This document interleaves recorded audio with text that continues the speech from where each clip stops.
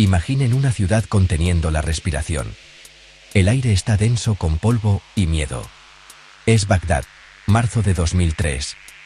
Se espera que caigan bombas estadounidenses en cualquier momento. El mundo está observando. En el corazón de esta antigua metrópolis, dentro de los imponentes muros del Banco Central de Irak, llega una nota escrita a mano. Es simple, directa, y lleva el peso del poder absoluto. La nota es una orden: liberar casi $1.000 millones. La firma al pie pertenece al hombre más temido del país, Saddam Hussein. Esta no es una transacción bancaria típica. Es el comienzo de uno de los robos más grandes y audaces de la historia moderna, una historia nacida del crisol de la guerra y envuelta en misterio. Este único trozo de papel puso en marcha una cadena de eventos que despojaría a una nación de su riqueza en la víspera misma de su colapso. La orden no era una sugerencia. En el Irak de Saddam, su palabra era ley. El gobernador del banco, enfrentado a esta demanda sin precedentes, no tuvo una elección real. La justificación proporcionada fue vaga pero poderosa. Los fondos eran necesarios para proteger los activos de la nación de la inminente invasión extranjera. Era una cuestión de seguridad nacional, un acto desesperado en un momento desesperado. Pero a medida que pasaban las horas, la línea entre proteger el tesoro de una nación y saquearlo se desdibujaría hasta la inexistencia, dejando un legado de preguntas que persisten hasta el día de hoy. La atmósfera dentro del banco debió haber sido eléctrica con tensión. Los empleados, acostumbrados al zumbido tranquilo de las finanzas, se vieron de repente inmersos en un drama geopolítico. Los susurros habrían llenado los pasillos de mármol.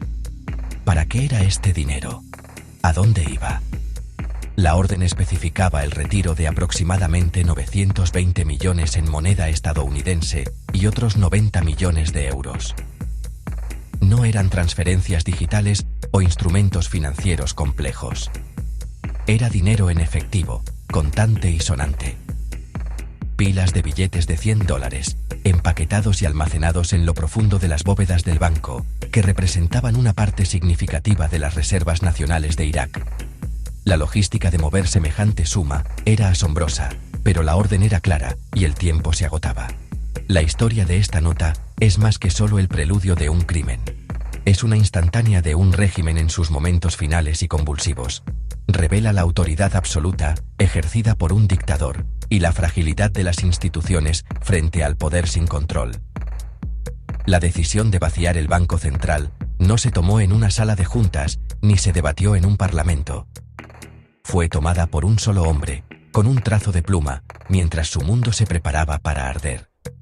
Este acto se convertiría en un símbolo del caos que estaba a punto de engullir a Irak, un país al borde del abismo, donde los guardianes de su riqueza se verían obligados a convertirse en facilitadores de su saqueo. Para entender el robo, primero hay que entender el Irak de marzo de 2003. El país era un polvorín. Durante meses, el tamborileo de la guerra había ido creciendo. Estados Unidos y sus aliados, bajo el estandarte de la coalición de la Autoridad Provisional, se habían reunido en las fronteras. Su retórica prometía conmoción y asombro. Dentro de Irak, la población estaba atrapada entre el puño de hierro del régimen baacista de Saddam Hussein y la aterradora incertidumbre de una invasión extranjera. Las calles de Bagdad, antes bulliciosas de vida, se volvieron silenciosas y tensas. La gente almacenaba comida y agua. Las familias sellaban sus ventanas contra las explosiones esperadas. Una antigua civilización se preparaba para el impacto, suspendida en un estado de ansiedad colectiva. Esta no era una nación en paz, era un país agotado por décadas de guerra, sanciones y gobierno autoritario. La Guerra del Golfo de 1991 había paralizado su infraestructura, y más de una década de sanciones internacionales había vaciado su economía y aislado a su gente. El gobierno de Saddam, aunque mantenía una apariencia de control a través de su poderoso aparato de seguridad, era un cascarón frágil. La lealtad de sus funcionarios era a menudo producto del miedo más que de la convicción. En este ambiente de paranoia y decadencia, las reglas normales de la sociedad habían comenzado a desmoronarse mucho antes de que cayeran las primeras bombas. El Estado era sinónimo de Saddam, y sus activos a menudo eran tratados como su propiedad personal. La inminente invasión creó un vacío de poder antes incluso de que comenzara. Mientras las fuerzas de la coalición se preparaban para cruzar la frontera, el aparato estatal iraquí comenzó a fracturarse. Funcionarios del gobierno se movían, algunos preparándose para luchar, otros para huir. Las instituciones que habían sido la base del país, como el ejército y los ministerios, estaban plagadas de incertidumbre. El sistema bancario era particularmente vulnerable. Con la amenaza de que se endurecieran las sanciones y se congelaran los activos, el régimen vio sus vastas reservas de divisas como una herramienta de supervivencia y un objetivo para sus enemigos. Proteger esta riqueza, por cualquier medio necesario, se convirtió en una preocupación primordial para el liderazgo. Fue en este crisol de miedo e inestabilidad donde nació el plan para vaciar el Banco Central. La lógica, desde la perspectiva del régimen, era sombríamente simple.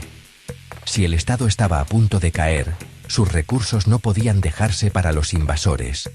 El dinero podría usarse para financiar una insurgencia prolongada, para recompensar a los leales, o simplemente para asegurar el enriquecimiento personal de los de arriba, mientras se dispersaban.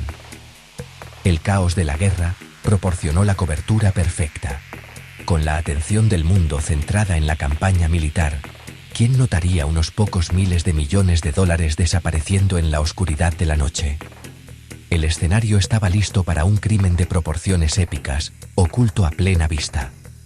La operación comenzó en las horas previas al amanecer del 18 de marzo de 2003, poco más de 24 horas antes de que los primeros ataques aéreos estadounidenses impactaran Bagdad.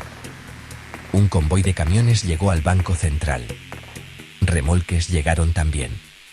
No eran vehículos blindados de banco, sino plataformas ordinarias, del tipo utilizado para transportar carga. Un pequeño equipo de hombres los acompañaba, incluido Qusay Hussein. Qusay, el hijo menor de Saddam y presunto heredero.